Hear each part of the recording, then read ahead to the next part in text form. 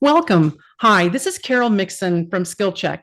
And today going to be talking about California lien law changes in 2024. And I have a very intelligent guest here today, and it's Joe Doherty from the Self-Storage Association. And I think that we all need each other in self-storage. And I'm so excited to have Joe here because he's our advocate. He is helping us work and always watch our lien laws throughout the United States. And I think I'm pleasure to have you here today, Joe. And thank you so much for taking some time to do this because it's not a long webinar, but I want to just let people know what's happening and what's changing, and also to say what the Self-Storage Association and associations throughout the US that are just state-based, together we're better, right? And with the association, the National Association, I think that I've been a member well back when it was probably in Arkansas. That's how long I've been around. So I wanted us to talk about this a little bit and get your input on it, and let people, members, know what's going on and see how we can educate them, and say, hey, we're working for you, right? The Self-Storage Association and California Self-Storage Association both worked on these, and we actually got Gavin Newsom to sign this, right? How big of a hurdle was this, Joe? Was it hard? Yeah, so once it was in the governor's hands, we felt pretty good about getting it signed. Yeah. But before that, and we can certainly get into some of the battles we have with the newspaper publishers. But I appreciate being here, Carol, and Thanks. having the opportunity to talk with you about this. And I was talking to some folks yesterday, and I said that I've got the privilege of being the spokesperson on a lot of these issues for the association, but really we couldn't do what we do without the folks at the California Self-Storage Yeah. Association, Ross, Kim Saklari, Steve Mm-hmm. Mirabito, and many others, and then the internal folks here at the National Self-Storage Association, and our longtime lobbyist and outside general counsel Carlos Caslo as well was Mm-hmm. involved in this. So kudos to all of those folks. I just get to be the face of this. Yes. But it's really nice because the hard part is when you have an association, and we're fairly small, right? As associations go, would you say that or not? Well, there's a saying in the Or Washington area that strong? there is an association for everything. Yes. And there is literally an association. This is one that I find perhaps to be the strangest for church ushers. Yeah. What do they Really? have to talk about? I don't really know. Wow. But so there are many I did associations not that know that. are not a whole lot bigger than the folks on this Zoom right now. So I think we definitely punch above our weight. We're not as big as some of the other ones out there, like the realtors and Mm-hmm. MoMA and NAOP and those type of folks in the real estate industry. But we definitely we're a little small, but we're mighty. Yeah. But I think the interesting part of this is that we've been effective, right? I mean, sometimes the battle takes a while, but we've been effective at trying to fix some things and change it.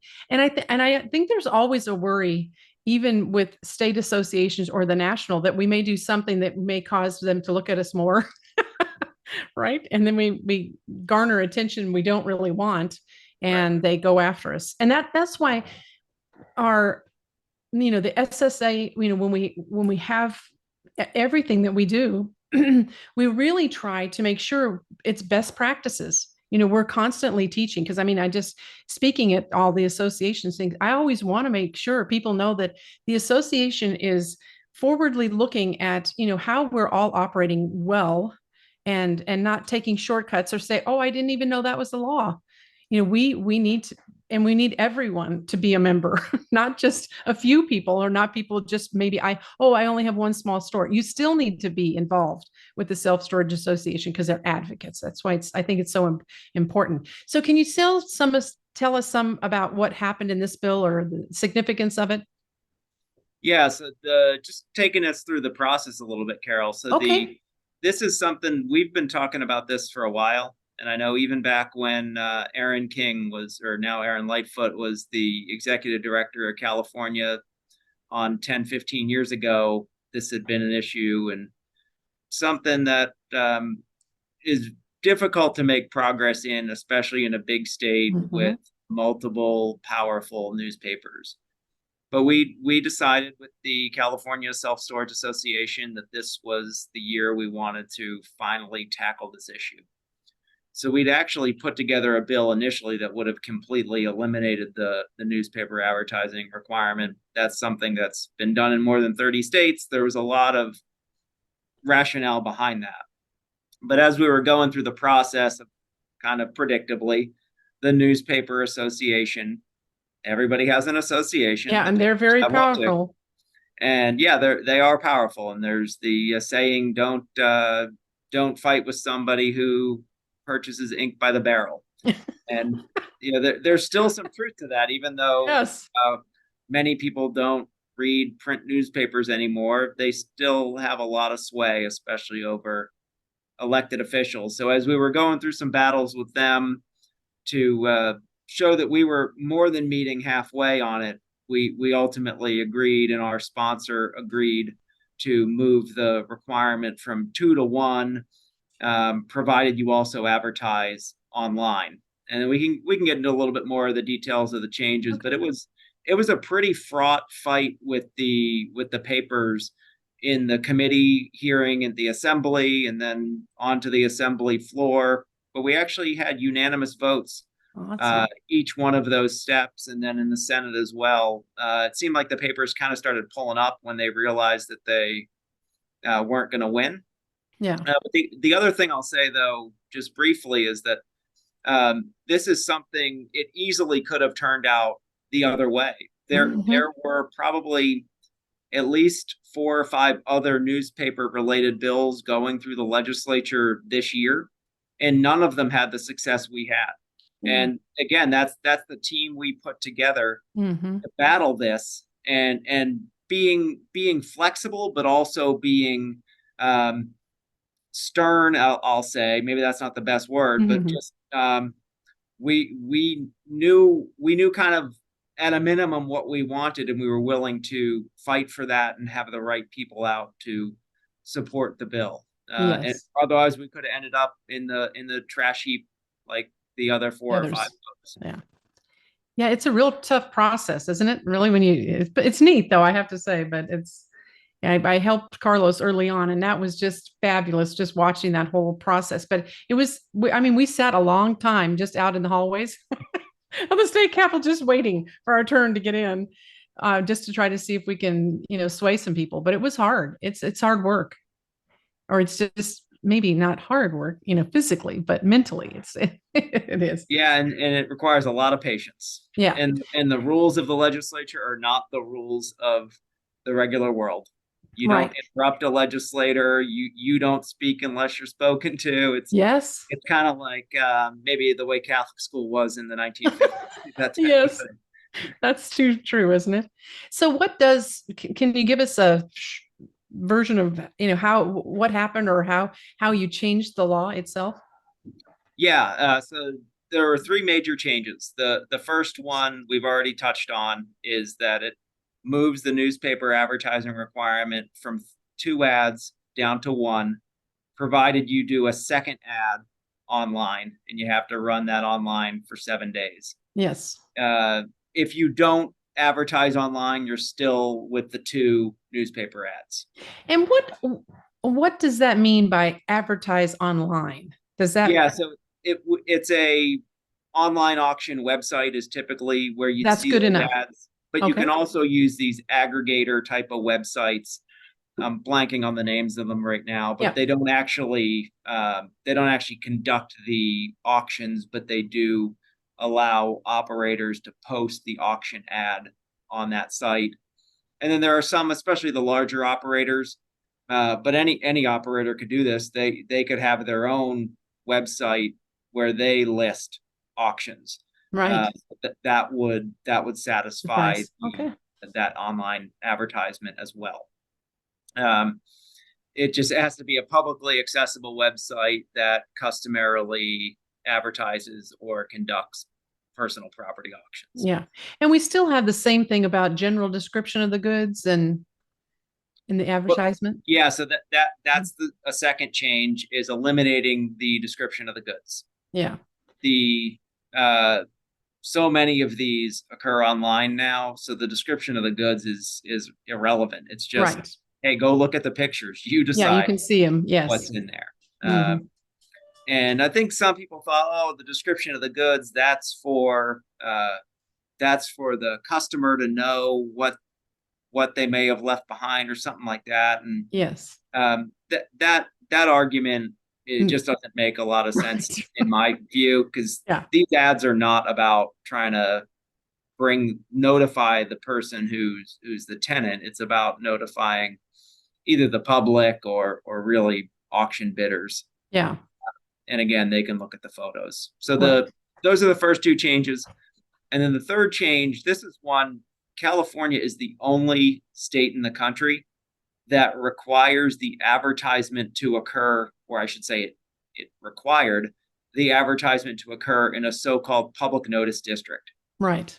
That concept is only in law as it relates to advertising in the newspaper. It's Right.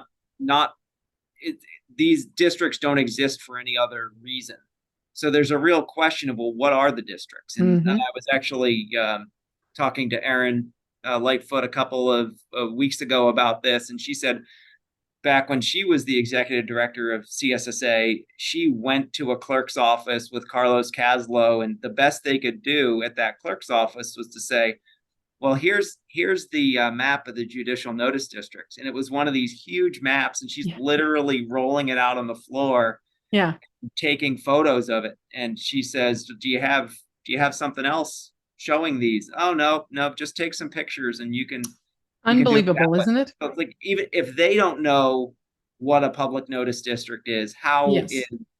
some storage operator Right. or other business owners supposed to understand what that means? Yeah, and Jill, for me, because I've done this so long, I had one store in Northern California, and I advertised it in the district, where it was, and then I did it in the local paper where Yeah. someone really might see it and come to the auction. Because otherwise, and the other thing is, once you have in the past, once you had that auctioneer, they also advertised it, put Mhm. to their people. So, but again, this is all messy, isn't it? Hard, Yes, and yeah, it's real irrelevant now. I mean, I don't think. I mean, it's hardly even, people just don't get the paper like they used to. right. And absolutely. And unfortunately, there are some group of legislators that don't see it that way. But I think the trend is certainly moving in our direction, even if slowly. Yeah. So on the third change, the operator does not have to advertise in the public notice district. The operator can either choose the public notice district or the county where the facility is located. So I think it's exactly the point you were just making, Carol, that you Yeah. can advertise in the community, the local community newspaper, and not Paper. have to. And we all know I know I'm in Sacramento, I know I'm in Kern County, or I know I'm in Orange County. I might not know the judicial or the public notice district that I'm in. Right. Was there a conspicuous, an obvious place to put it if you didn't have a paper? Wasn't that in there also? Because I used to, I had one store up in the hills, and I had to put it like at the Walmart or some place that I was thinking, we don't have a paper up here at all. So I would put it at the laundromat and a couple of, like, three places we would put it all the time. Yeah, yeah, It's kind of and strange. that piece of the law didn't change, but that just really cries out to, like, if that's how you comply with the law, It's what are we even doing requiring it's newspaper ridiculous, right? advertisements? Yes. So I think, the interesting thing is the eliminating of these requirements, but I do think, are you also thinking that they should still keep their photos and, do some internally, just try to make sure that they're covering themselves about what was in there? Because I know, I mean, that they obviously sent pictures to the online auction place, but I think that they need to still keep all of that. And how long do you think that they should keep those Yeah, so records? they absolutely should keep the photos, and this is really just about eliminating words from a newspaper advertisement, Yes, because so many times the papers say we're going to charge you by the word, or we're going to charge you by the line. And right. what value is it to say in the auction ad that the unit has household goods? Yeah, Okay, great. Like, what does that even mean? yeah, Look at the photos. But yes, absolutely, take the photos, keep the photos, and then I recommend keeping the photos if you do actually move forward with the auction, keeping the photos for the state statute of limitations on yes. the claim. So I'm not exactly sure what that is in California. I It's think it's 7 typically, years. yeah, I would say depending on the state, it's somewhere between 2 years and seven. You Yeah, want to make sure you're keeping it at least for that statute of limitations period, that in the unlikely event that somebody comes back 6 years and 364 days right, later, that you're going to say, hey, your unit didn't have a vintage Ferrari in it. It had a moldy mattress right. and a couple kitchen utensils. Yeah. I think, the other thing about this is really having the Self-Storage Association help us to be able to get to the right people that can help it get passed. I know just being on the California board for so long, well, I was on the national SSA too, but for years, but I'm hearing all the different things. It's so important that we all stick together and support our associations, because if we don't, we're not very valuable as just store here, store there, right? But together as a group, we're much more powerful.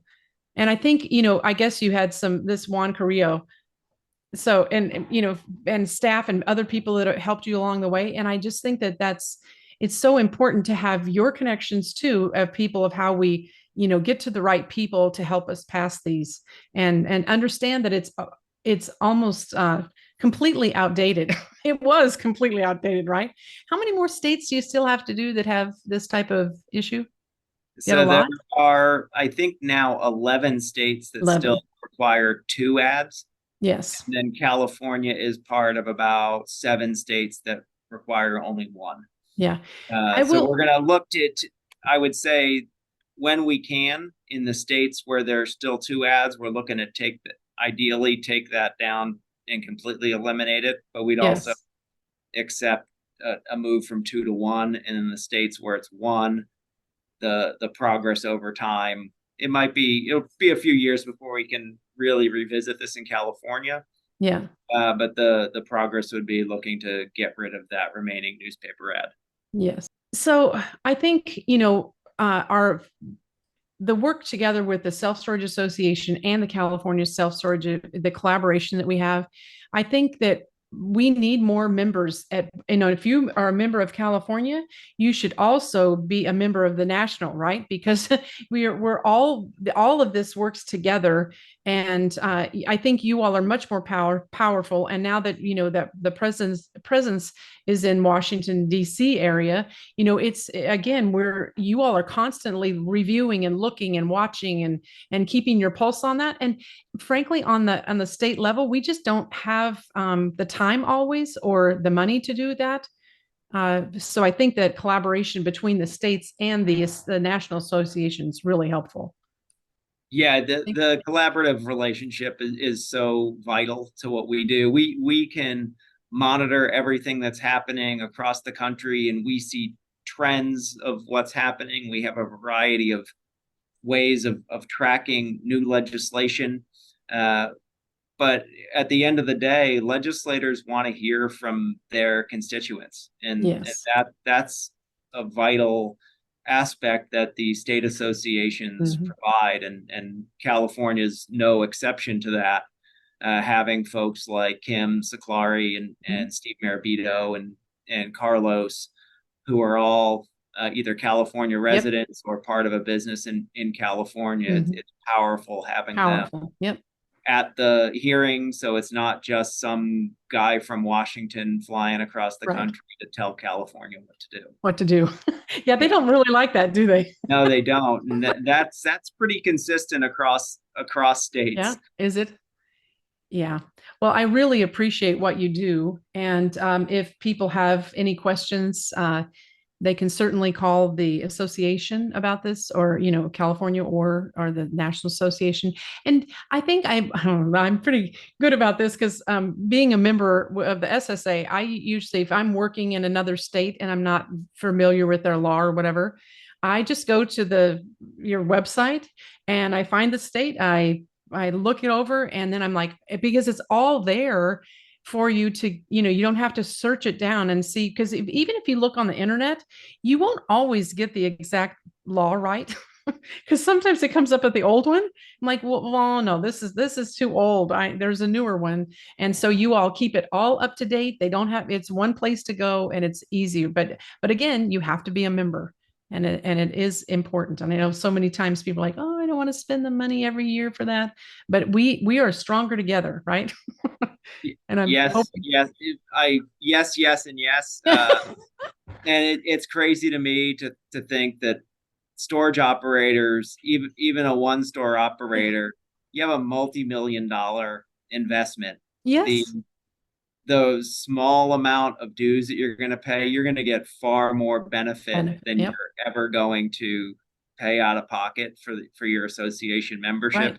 whether it's legal assistance, lobbying. Hmm. Obviously, I've got an interest in that. We get into building codes as well in our section, but then it's meetings, it's networking. There are just so many different Hmm. opportunities folks have, and it's a really small investment for making sure that you're staying up to speed on everything Right. and making connections within the industry that are going to benefit you for years. Yeah. I think you mentioned another thing that was so important because I went and testified in Scottsdale. And well, and so I was so surprised that what they don't know about self-storage, and they were the people that were in the neighborhood, they wanted a school there. And then they complained about us that we would have too much traffic. And I was like, wait a Yeah. minute, a school traffic or storage traffic? And then I brought out the statistics for that.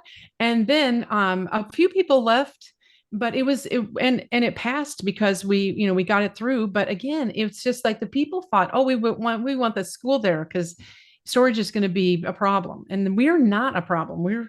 We're a good neighbor, I would say, for sure. Yeah, it's pretty stunning what you see, and Yeah.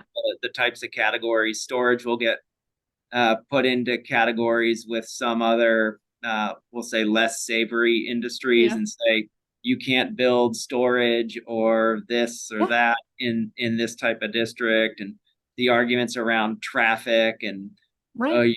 you attract crime. It's just the statistics prove otherwise, and Exactly. but that's our role as an Yep. association, and for the owners of these facilities or developers of these facilities, learn what the arguments are from other folks who've gone Yeah. through that process, Right. and a big piece of what we do is educating legislators about the industry, because we all have preconceived notions about Yep. any number of things or people or Yep. industries, and it's our job in this particular case to say, here are the facts about our industry, here's why we're a good neighbor, here's how we contribute to the economy, contribute to people's ability to move, etc. Yes. Well, I thank you so much for being here today and taking some time out just to talk to us about this. And I hope, if people listening to this, if you aren't a member, you maybe just state association. It's really important to be part of the national association because it does affect you and it affects all of us. And the more we are together, the stronger we're going to be. And thank you so much for all you do for our association and things. It's wonderful. And I, for one, always benefit from it. and I like to support too. So, and I have to say, I've been a member since it was in Arkansas. So that's a long time, I think. Yeah, yeah. That was one of the first stops for Yeah. the association. It was founded in the Denver area almost 50 years ago now. So Yeah. we're really excited. 2025 is going to be our 50th I know anniversary. it's So crazy, isn't it? we are Yeah.